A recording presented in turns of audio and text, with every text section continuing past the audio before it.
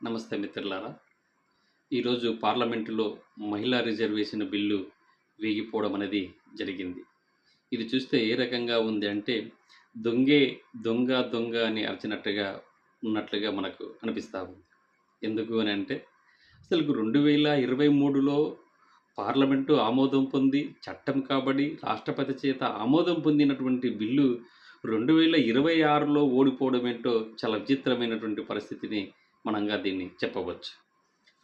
పాలకులకు కావాల్సినటువంటి ఎన్నో రకాలైనటువంటి చట్టాలను చేసుకుంటా ఉన్నారు. చాలా పకడ్బందీగా చట్టాలను చేస్తా ఉన్నారు.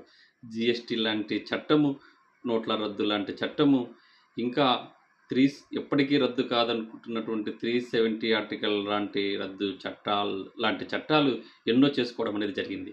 కానీ మహిళా రిజర్వేషన్ బిల్లులో లేనటువంటిది మరి ఈరోజు 2023లో ఆమోదం పొందినటువంటి బిల్లు ఈరోజు వీగిపోవడానికి మరి ఉన్నటువంటి డీలిమిటేషన్‌తో ఉన్నటువంటి లింకును కావాలని ఈ బిల్లు వీగిపోయే విధంగా చేయడం జరిగింది.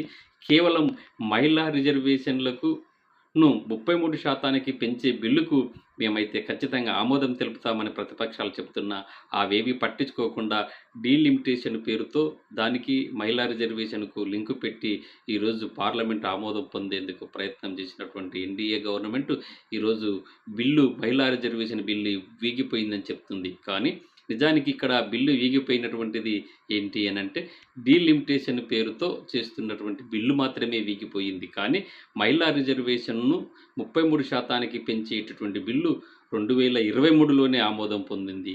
కానీ ఈరోజు దాన్ని అమల్లోకి రాకుండా చేసేటటువంటి ఒక ప్రయత్నంలో భాగంగానే డీలిమిటేషన్‌కు దీనికి లింకు పెట్టి వీగిపోయే విధంగా చేయడం జరిగింది.